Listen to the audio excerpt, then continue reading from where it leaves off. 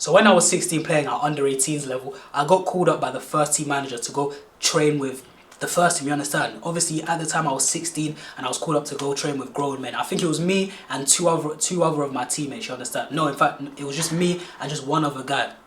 I got called up to train with the first team, and obviously I got in there. You know, we do the warm up, we do the passing, we do the little possession games, the little 5v5s, and I'm thinking, alright, everything's good. But it was when we expanded the pitch, we went into like the 7v7s, the match situation type of things, attack versus defense. That's where I realized I was like, oh damn, like I'm off the pace. You understand? Like I'm not good enough. At first I was like, yo, I'm good enough to hang with these grown men. You know what I'm saying? But I realized that, yo, quickly it got dark, you know what I'm saying? Quickly it got dark and I realized, yo, I'm just not ready yet. And to be honest, it hurt, you know what I'm saying? Because the other guy who was chosen to play for the first team, yo, he looked in place. He didn't look out of place at all, you know what I'm saying? He was doing his thing, he was balling out, and obviously that led to him, you know, playing first team games. He was scoring.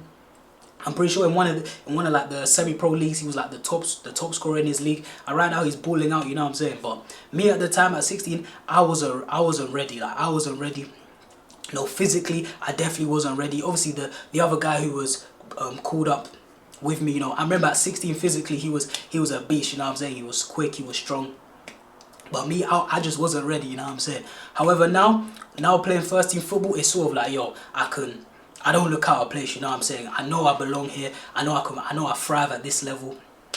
I believe in myself as a footballer. Anytime I walk out onto the pitch, I think I'm the best player. And it's just a case where it's like, yo, imagine if I had just said to myself at 16, like, oh, I'm not ready, like, oh, I'm not ready, so forget, I'm just gonna give up, you understand? And the point of this video is literally that, yo, everyone has their time, you know what I'm saying? Everyone sort of develops at different levels and you just sort of have to wait your turn. Even if you might think you're ready, because at 16, when I thought I was ready, but then I got a rude awakening, you understand? Or maybe you're in the position where it's like, maybe you're 17 and you think you're good enough for the first team, but you just never get that call up, you know what I'm saying? You see other people getting that call up and you're like, oh, how come I'm not getting that call up? You might think you're ready, but it's one of them things where it's like you just have to wait your turn, you know what I'm saying? You have to wait your turn, be patient, and then once you actually get that opportunity, it's sort of like, yo, you have to take it. You have to take it with both hands, you know what I'm saying?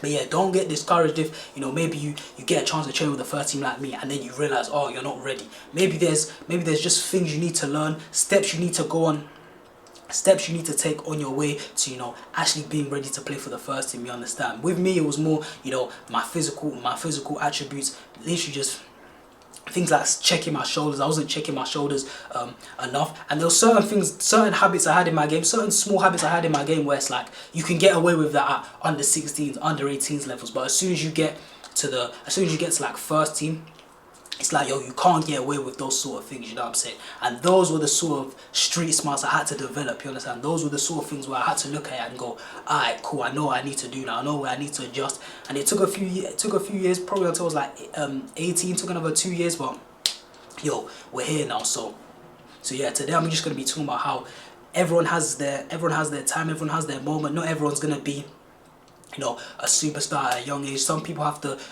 it click straight away, some people it takes a longer amount of time. And to be fair, that's completely fine. As long as you get your moment and you take that opportunity with both hands, it doesn't really matter when your time is gonna come.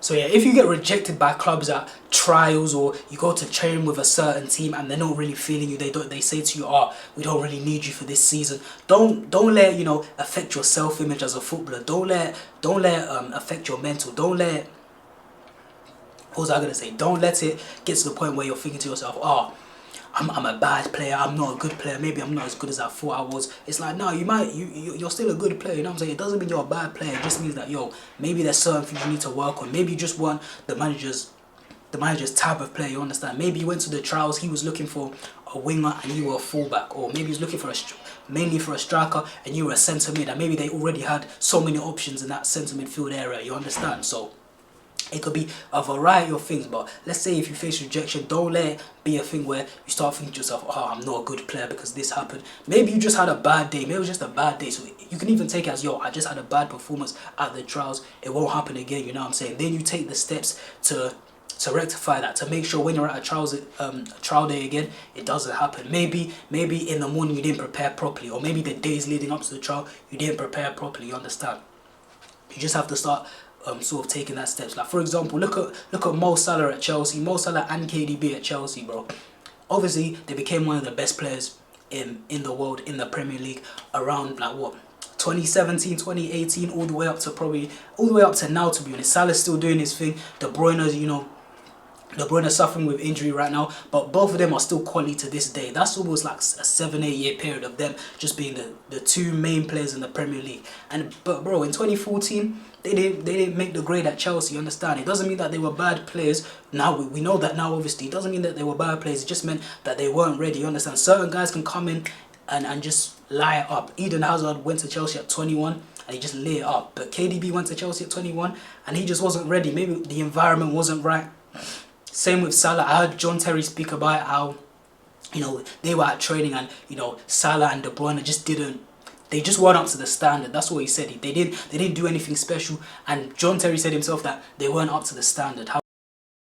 I look at De Bruyne, I look at Salah that have gone on to be two world-class players that was in the building at the academy, in the first team with us. Our training sessions at Chelsea under Mourinho in that first year were more intense, a higher level than a game on a weekend in the Premier League, because you're playing against Drogba week in, week out, day in, day out. And these guys come in, they were way below that. Now as a captain, I look at that of going, I was on them, I was aggressive with them, it was the levels here, you need to be better, you need to train better. And I kind of regret it in some parts, but don't in another, because I had a short career and I wanted to get the most out of it and get the most out of the players around me. However, a few years later, Rudiger was at Roma with Salah, and even Rudiger was like, yo, when Salah first came in, you know, he was doing dribbling, he was doing his trickery, doing all of that.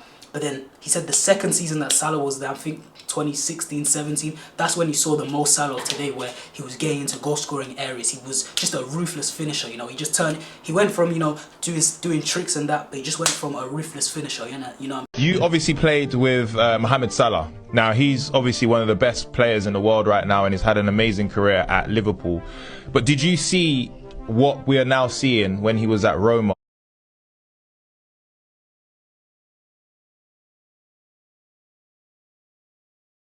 And that's how he got to his move to Liverpool, and ultimately that's what sort of skyrocketed him. That's sort of what sent him into the stratosphere. Moved to Liverpool, won the Champions League, won the Premier League. He's gonna win the Premier League this season, gonna win the Golden Boot, gonna get the most assists as well.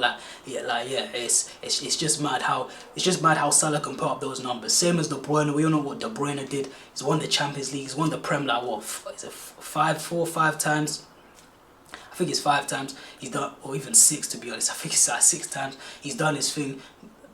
For the last few years, been considered at least like a top 3 midfielder in the world. So, and he's considered one of the best midfielders in Premier League history as well. So it's just one of them things where it's like, yo, they just weren't ready. You know what I'm saying? They had to go to their next clubs. When they went to their next clubs, De Bruyne went to Wolfsburg, Salah went to Fiorentina. They couldn't just, you know, hang their head and say, we're just not good players, I'm just not good enough, you know what I'm saying? Nah, they just worked, kept believing, and they just worked on their game. De Bruyne putting up numbers at Wolfsburg, Salah went to Fiorentina, then he went to Roma, then, you know, it took Salah a little bit longer, but De Bruyne went to Wolfsburg, 2 years at Wolfsburg, bang, he was at Man City, you understand? So it's just one of them things where it's like, yo, it's not that you're a bad player, maybe you're just not ready. And there's so many examples of different players just not being ready. I'm pretty sure Didier Drogba wasn't like Didier Drogba until he was like 25, 26. Same as Jamie Vardy, you understand? Even Romelu Lukaku didn't succeed at Chelsea first time. He had to go out on loan to West Brom. He had to go out on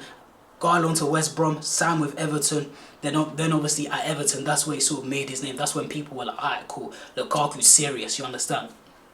Like I said, it's always going to happen 19, 20, 21, you understand? Like, these guys that you see, Bellingham, Pedri, Gavi, who else? Camavinga, Tchouameni, like, these guys are outliers, you understand? These guys are outliers. Most young players, like the average young footballer, they need at least 21, 22 years old to really establish their name.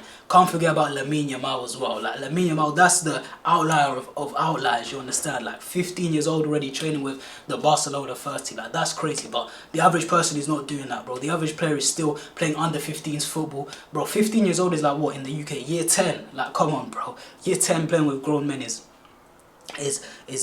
outlier of outliers. So yeah, just think about it like that. The average player that comes out of an academy that actually makes it to become a pro, most of them need like 21 years old, 22, some even 23 to, you know, really start making their strides, you know what I'm saying? And that's completely normal. So if you face rejection, or you see other people sort of starting to lap you, see that as a thing of like, yo, maybe it's just their time now. However, you tell yourself that, yo, you're gonna keep working, you're gonna keep focused, keep dedicated, and then eventually things are gonna start coming together for you, you understand? And then you'll eventually just improve as a player. How high you go, I don't know, you know what I'm saying? I don't know, only you know. But if you keep, like I said, if you keep focused, you keep working, eventually things are gonna come together for you. Your football IQ is gonna improve. Your experience, you've been through experiences. Maybe you've played left back here, right back here, centre mid here. You've experienced, you know, playing on a good team, experience playing on bad teams, experience coming off the bench, starting games consistently. You just get that experience. You just work hard. You just improve certain things that you need to improve. You'll meet certain managers, certain coaches that will help you. Maybe you've been with good coaches, you've been with bad coaches. Like, it's just one of them things where experience just trumps all. You get to a point where you've seen it, you've seen it all, maybe like 21, 22, and then that's where you start hitting your stride. It might be early, it might be 19, it might be 18, 19, 20. You just never know. It's just that the point of this video is that everyone's sort of progress is different, you understand? Everyone sort of develops at a young age, from the ages of like, what, 12 all the way up to like 20, 23, 24, 25, you understand? But that's the video for today. Hope you enjoyed. I've been JT, and I'm out.